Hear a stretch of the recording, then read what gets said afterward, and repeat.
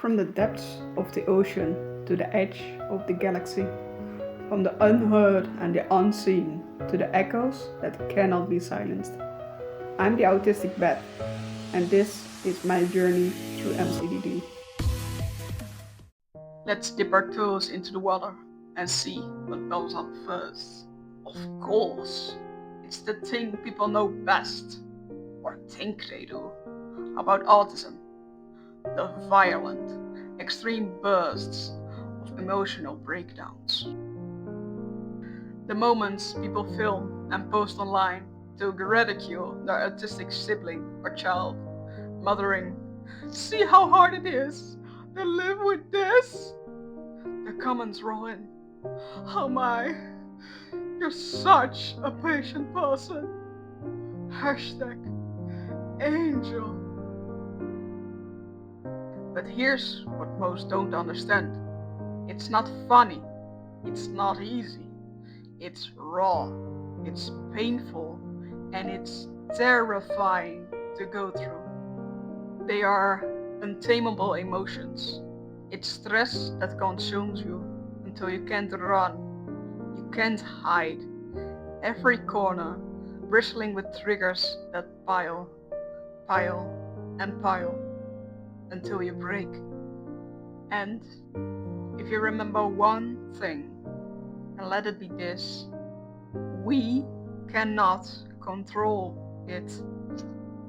It's not just one thing that happened before the breakdown. It's a mountain of weight pressing down, a puddle filling drop by drop until it bursts. Why didn't you share anything but them? Sued fine a minute ago. Oh? Did I? Then my mask must have been stronger than I thought.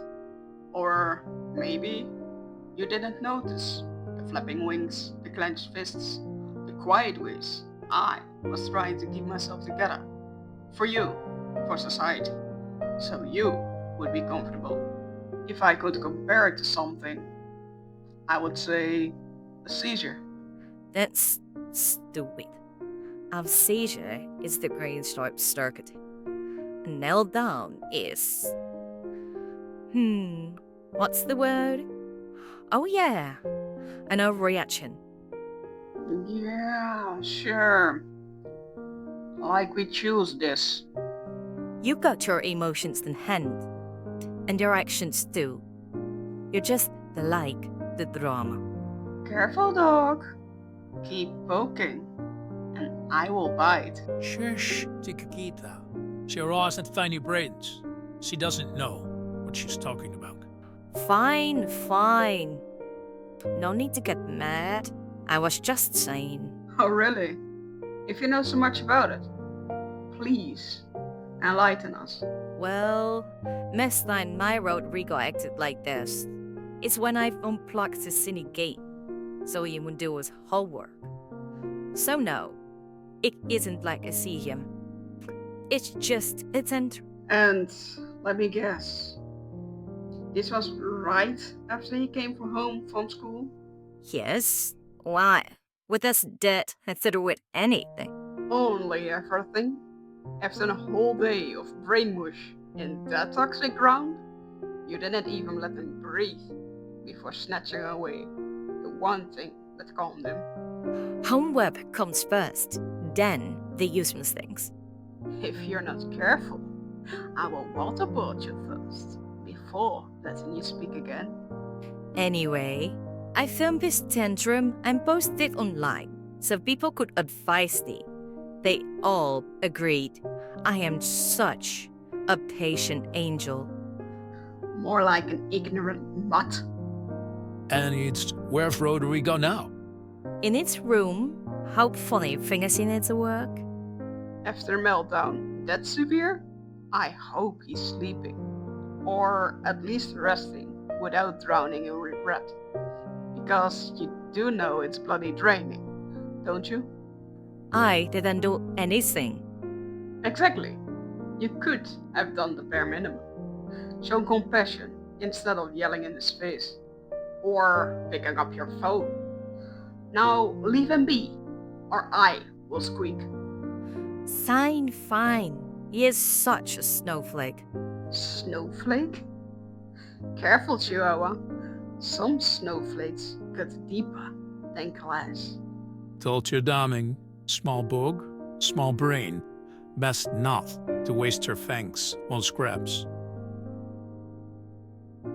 The point is, no creature in this fruit-filled world can fully control their emotions.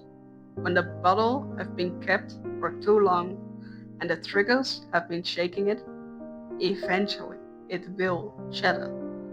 We don't get to choose where, when, or in front of who.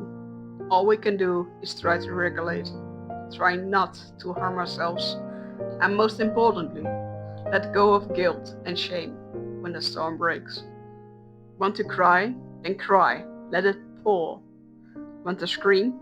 Then scream until your voice cracks. Want to stim or regulate in ways that help you? Do it. Just don't punish yourself for needing it. When bad shit threatens to hit the clouds, I turn to my gray fox. I'm always here. In the morning, when you wake up, in the mall, and even in the shower. Shush! Too much information, darling. Let's not tell the red fox about the shower bit.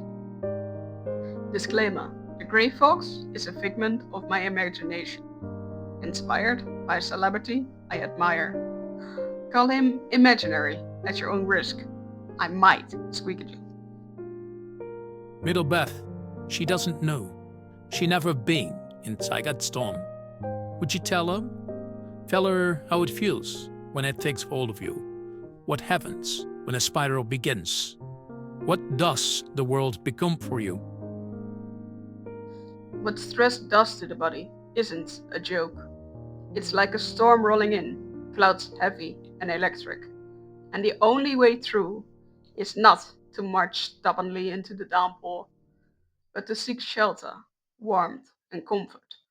To walk straight into the thunder only leaves you drenched and broken. I remember one afternoon during my acting class last year.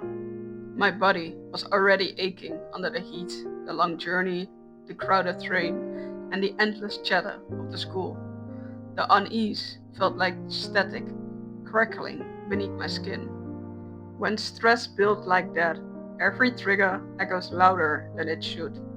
Without small comforts, a fidget, a stuffed animal, a quiet moment, or even a tucked corner to breathe, the world itself grows sharp. And then came a breaking point. The fire alarm shrieked through the building, piercing as lightning splitting the sky. The others moved out like water, flowing out of the classrooms while laughing, chatting, and not noticing me. I was frozen, rooted to the floorboards like a tree. One friend paused, asked if I was alright. Well, I lied, my voice steady, while inside the tears were already welling up. Later, I disappeared into the crowd before slipping away in a dark alley. Clutching at thin air, I tried to summon my grey fox, my guardian, but even he couldn't reach me in the storm.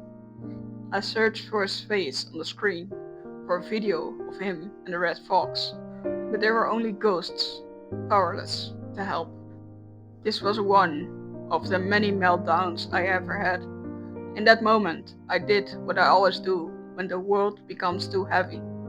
I reached out for my sanctuary, the dog, my husband. He answered my call. Even through my tears made it hard for me to speak. He understood, and his voice was like an anchor. He also told me that I didn't have to force myself back to class. He reminded me to stay kind to myself, to pause and to breathe before facing the train again. I went to the park with a drink in hand, letting nature soothe me. Slowly the static ebbed, and slowly I found myself back again. This was only one moment, one storm. There have been many before, and there will be many more. But each time I learn more about how to weather them. recognize, shield, and if needed, retreat. Sometimes, during a grocery run, I skip a store or two, not because I'm lazy, because I know my batteries are too low to push through. My husband, my dog, always understands. No words needed. He feels it and offers compassion. That's what we all need, compassion for ourselves. If the laundry sits an extra day, let it. If the shops are too busy at noon, go in the evening. Work with yourself, not against yourself. The world is sharp enough already. So, hi, my name is Skylet, and you've been listening to The Autistic Pet.